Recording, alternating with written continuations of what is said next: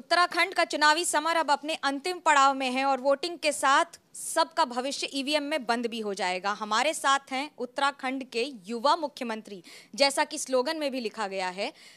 ये बताइए कि इस बार क्या है भरोसा जीत का? नहीं, जो माननीय प्रधानमंत्री मोदी जी के नेतृत्व में उत्तराखंड में काम हुए हैं पिछले 5 सालों में, पिछले 7 सालों में, चाहे वो सड़क का क्षेत्र हो, ऑल वेदर रोडें हों, भारतमाला श्रृंखला की रोडें हों, या हमारा हवाई सेवाओं का क्षेत्र हो, चाहे देहरादून का हवाई अड्डा हो या हवाई सेवाओं की बात हो, या हमारा पंतनगर का जो एयरपोर्ट है उसको ग्रीनफील्ड एयरपोर्ट बनाने की बात हो, या पिथौरागढ़ की जो हवाई पट्टी है उसके विस्तार की बात हो, चिन्याली, सौड़ा और गौचर की हवाई पट्टियों को विस्तारीकरण की बात हो, सभी पर तेज़ी से काम हुआ है। इसके साथ साथ स्वास्थ्य के क्षेत्र में ऋषिकेश में एम्स की स्थापना हो गई है, उसका संचालन भी प्रारंभ हो गया है। धामी जी, जब काम इतना हुआ है, विकास इतना हुआ है, तो फिर यूनिफॉर्म सिविल कोड को लाने की क्या जरूरत पड़ रही है? ये क्या चुनावी मुद्दा है? ये हमारा संकल्प है कि हमारे प्रदेश के अंदर, चूँकि ये देवभूमि है, ये शांत प्रदेश है और पूरे हिंदुस्तान को आबो हवा देने वाला ये प्रदेश है, गंगा का प्रदेश है और ये देवभूमि है। इस देवभूमि में सभी के लिए समान कानून होना चाहिए, समान अधिकार होने चाहिए।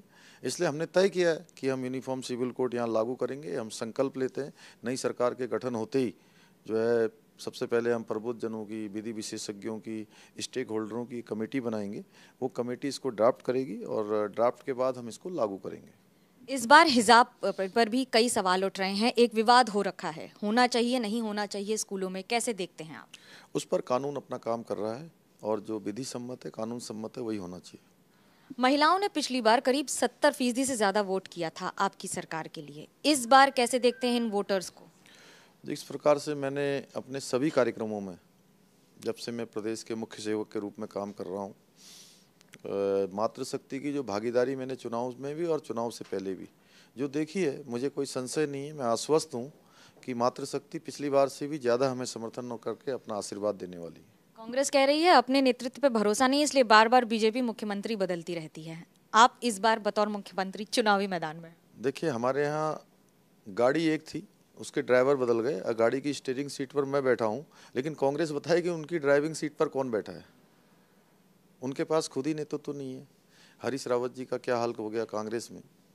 कई बार मैं तो उनका व्यक्तिगत रूप से बेहद सम्मान करता हूँ, लेकिन मुझे उनकी कांग्रेस में स्थिति देखकर बहुत अचरज होता है कि उनके साथ किस प्रकार का बर्ताव वहाँ किया गया। कभी रामनगर में उनको टिकट दिया जाता है, फिर वापस ले लिया जाता है, फिर दूसरी जगह भेज दिया जाता है और उनको कहना भी पड़ता है ये सब बातें। कांग्रेस कहती है उत्तराखंड में नेतृत्व मजबूत नहीं है, इसलिए बार बार डबल इंजन की सरकार करके केंद्र पर ठेल देते हैं। नहीं, काम ही डबल इंजन की सरकार में हुआ है। पहले तो डबल ब्रेक की सरकार थी, 2014 तक मनमोहन जी की सरकार थी, वो एक ब्रेक हटा जब मोदी जी बने, उसके बाद दूसरा ब्रेक हटा जब यहाँ भाजपा की सरकार 2017 में बनी। डबल इंजन का ही काम है कि तेज़ी से ऑल वेदर रोडें बनी हैं, हवाई सेवाओं में काम हुआ है, रेल सेवा में काम हुआ है, स्वास्थ्य सेवाओं में काम हुआ है, कोरोना महामारी में इस्टेब्लिशमेंट के तमाम काम हुए हैं और इसके साथ साथ जो फ्री राशन की प्रक्रिया है वो राज्य और केंद्र दोनों ने मिलकर 60 लाख घरों तक पहुंचाने का काम किया है। हर क्षेत्र में काम हुआ है। विपक्ष कह रहा है कि सड़कों का जाल सिर्फ हाईवे के नाम पर बना है, गलियों में और गाँव में सड़कों का हाल इतना खराब है कि गड्ढे में सड़क है ये खोजनी पड़ रही है। देखिए, एक तो विपक्ष मुद्दा विहीन है। दूसरी बात मैं आपको कहना चाहता हूँ कि पहले हाईवे बनती हैं, बड़ी बड़ी सड़कें बनती हैं, उसके बाद छोटी सड़कों का नंबर आता है। हम सभी छोटी सड़कें भी बनाएंगे। पुलिस में कोई नाराजगी या उनके लिए भी आने वाले दिनों में कोई ऐसा काम जो अनाउंस कर रहे हैं? नहीं, हमने कहा है कि हम पुलिस का जो उनके ग्रेड पे का मामला है, उस नई सरकार के गठन होते ही हम त्वरित रूप से उसका हल करेंगे। और त्वरित का मतलब ये नहीं है कि हम 6 महीने में करेंगे, 1 साल में करेंगे। त्वरित, जल्दी से जल्दी 1 माह के अंदर उसका हल निकालेंगे। फ्री गैस देने की क्या जरूरत पड़ गई? महंगाई का मुद्दा क्या सरकार को परेशान कर रहा है? नहीं, देखिए, हमारे यहाँ पर बहुत गरीब बहनें हैं और हमने इसलिए उनके लिए तय किया है कि हमारी सरकार के गठन होते ही 3 LPG सिलेंडर हम उनको प्रत्येक वर्ष मुफ्त में उपलब्ध कराएंगे। ये मुफ्त की राजनीति आम आदमी पार्टी भी कर रही है और इस बार मैदान में उत्तराखंड में भी है। कहाँ देखते हैं आम आदमी पार्टी? नहीं, देखिए, आम आदमी पार्टी का तो केवल एजेंडा चुनाव तक होता है। चुनाव के बाद उनका कोई एजेंडा नहीं होता और उत्तराखंड में तो वो एक पर्यटक की तरह आए हैं और पर्यटक की तरह चले जाएंगे। धामी साहब, एक चीज़ पूछना चाहूँगी, खटीमा से चुनाव लड़ने का फैसला आपका था, क्योंकि ऐसा माना जाता है उत्तराखंड का मुख्यमंत्री हमेशा अपनी सीट को बचाने में बहुत ज़्यादा समर्थवान या समर्थ नहीं रहते हैं। इस चुनौती को कैसे देखते हैं आप? नहीं, ये कोई चुनौती नहीं है। मेरी कर्म भूमि है खटीमा। खटीमा ही क्यों? खटीमा में मैं पहले से पैदा हुआ हूँ, बड़ा हुआ हूँ। यहाँ पर मैंने सब कुछ यहीं से सीखा है। यहीं के लोगों ने मुझे आशीर्वाद दे के आगे बढ़ाया है।